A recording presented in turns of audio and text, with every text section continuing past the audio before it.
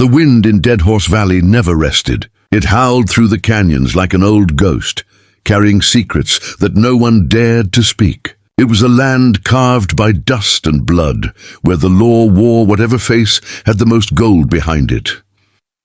Ethan Cole was a rancher who kept to himself. His ranch sat between two ridges of red rock, a stretch of land his father had tamed with sweat and prayer. Folks in town called him quiet but honest, the kind of man who'd share his last drop of water with a stranger, then forget it ever happened. One morning, while checking the north pasture, Ethan found something strange, a boot print in the mud near the creek, too fresh to belong to any of his hands. He followed the tracks through the mesquite brush until he heard something faint, a cough, weak and broken, like life trying to claw its way back. He found her there, tangled in sagebrush, a young woman half-conscious, rope marks across her wrists. "Hey now," he whispered, kneeling beside her. "You're safe. Don't move." Her lips trembled, cracked from thirst. They left us. They said we knew." Then she passed out before finishing the sentence. Ethan carried her to his wagon and rode hard back to his ranch. By nightfall, she was resting in his spare room while he boiled water and stitched the cuts on her hands. She didn't wake until dawn. Her name, she said, was Mary Dunn, and she wasn't alone, or at least she hadn't been. "There were 4 of us," she whispered, her voice trembling. "They said we knew something we shouldn't have. We didn't, we just saw it by accident. A meeting out near Hollow Creek. They were moving gold, not the government's kind, stolen kind. The sheriff, the banker, a railroad man, all of them." Ethan's jaw tightened. He'd known Sheriff Dole for years. A man who smiled too easily for someone who wore a gun. "They said we'd hang for spying," Mary continued. "And they weren't bluffing. They took us out before dawn, tied us up near the old cottonwoods. I slipped free when the storm hit." Ethan looked at her, then at the bruises on her neck. "You're saying the law in this town's the one guilty?" She nodded. Tears welled up, silent and shaking. "They buried them. My friends. All I could do was run." For a long while, Ethan said nothing. He stared out the window, where the first light of morning touched the mountains. "You can't go back to town," he said finally. "Not till we know what's what." Days passed. Mary regained strength, helping in the kitchen and tending to the horses. Ethan didn't ask more, but he listened when she spoke, about her friends, about how they'd been caught watching something they weren't meant to see. Men unloading crates marked government freight, but filled with stolen gold bars from an army payroll. Ethan knew now. This wasn't just corruption. It was treason.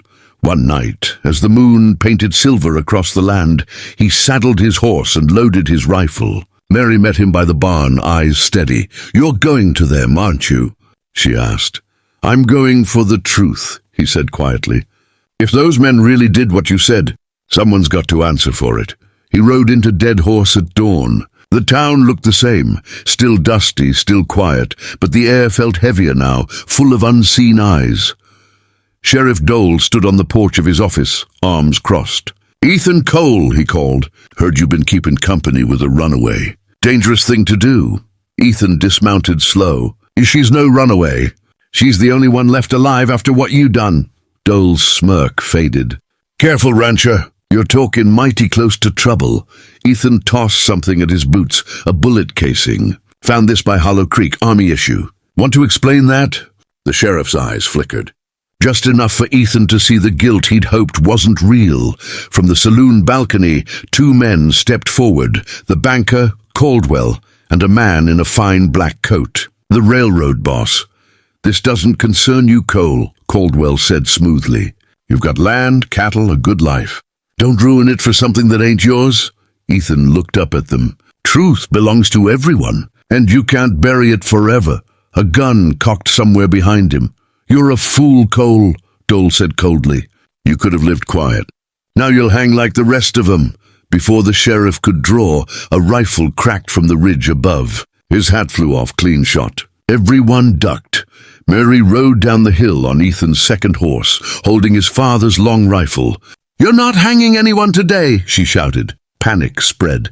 Ethan seized the moment, drawing and firing once, shattering the signpost above Caldwell's head. The men scattered like rats. In the chaos, Mary tossed Ethan a small satchel. Inside were ledgers she'd stolen, proof of every gold shipment, every bribe. Enough to bury the entire town's leadership. They rode hard for Fort Stanton, where real law still meant something. For 2 days and nights, they didn't stop. The storm caught them near the river, but they pressed on until lanterns of the army post glimmered ahead. Weeks later, soldiers rode into Dead Horse Valley. Sheriff Dole and his men didn't resist. There was no point. The ledgers spoke for themselves. Ethan and Mary stood together on the porch of his ranch, watching the horizon. The wind had softened. The valley was quiet again. You could stay, he said. Ain't much here, but it's honest. Mary smiled faintly. After everything we've seen, honest sounds like heaven. He looked out over the land, endless and raw like a promise. Then we'll build something new. Right here, no more secrets. And when the sun dipped behind the hills, painting gold across the sky, the wind carried their story of justice found where no one thought it possible, of 2 souls who refused to die with the truth buried in dust. They had been condemned for knowing a deadly secret, but in the end, it was that secret and the courage to tell it that set them free. Spring came slow to Dead Horse Valley. The rains washed away old tracks and filled the creek again for the first time in years. Grass grew where gunpowder once settled. But peace in the frontier never stayed long. It had to be fought for every single day. Ethan's ranch became a quiet refuge. The army patrols came through often now, making sure the valley stayed clean from corruption. But to Ethan, the real change wasn't in the land. It was in Mary. The woman who once hid from her own shadow now rode across the pastures with a rifle slung on her shoulder, hair flying in the wind, laughter breaking the silence like birdsong. The first time Ethan saw her smile, really smile, he realized the West could be beautiful again. One evening, as the sky turned crimson, Mary sat by the fence mending a bridle. Ethan joined her with 2 tin mugs of coffee. Never thought I'd see the town quiet, she said softly.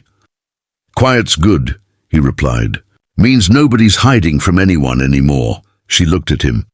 You ever think about leaving? Starting somewhere new? He took a slow sip, eyes fixed on the horizon.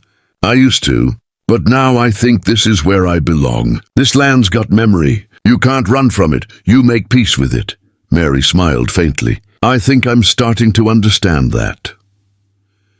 Just as she spoke, hoofbeats echoed from the east trail. A rider approached fast, coat flapping, horse lathered with sweat. Ethan's instincts kicked in. He stood up, hand resting on his revolver. The rider pulled to a stop, gasping. Cole, you gotta come quick! It's Marshal Denton. He's been shot. Ethan and Mary exchanged a look. Within minutes, they saddled up and rode hard toward town. They found the marshal in his office, pale and bleeding, 2 deputies tending to him. Ambush, he wheezed. Gold train. They're trying again. New gang. Headed for the pass. Ethan frowned. Who's leading them? Denton coughed. Name's Silas Dole. The blood drained from Ethan's face. Sheriff Dole, the man he thought was gone, had escaped army custody. And now he was back, finishing what he started. Ethan clenched his jaw. Mary, get the rifles. We ride tonight. But Mary grabbed his arm. You're not going alone this time. The next hours were a blur of saddles, gun oil, and lightning flashing across the ridge. They tracked the gang's trail through the canyon until moonlight revealed campfires ahead.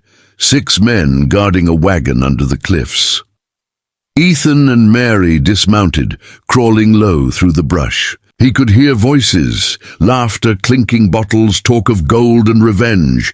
When they were close enough, Ethan whispered, I'll take the left side. You cover the right. Wait for my signal. Mary nodded, her hands steady. The first shot came not from Ethan, but from one of the outlaws, a warning shot that whistled past his head. They'd been spotted. Gunfire exploded across the canyon. Echoes roared like thunder. Sparks flew from the wagon's iron wheels. Mary ducked behind a rock, returning fire clean and calm, picking off a man who tried to flank them. Ethan charged forward, tackling another outlaw and knocking him cold with the butt of his rifle. Dust choked the air. When the smoke cleared, only one man was left standing, Silas Dole himself, his face twisted with hate. "That gold belongs to men who built this land."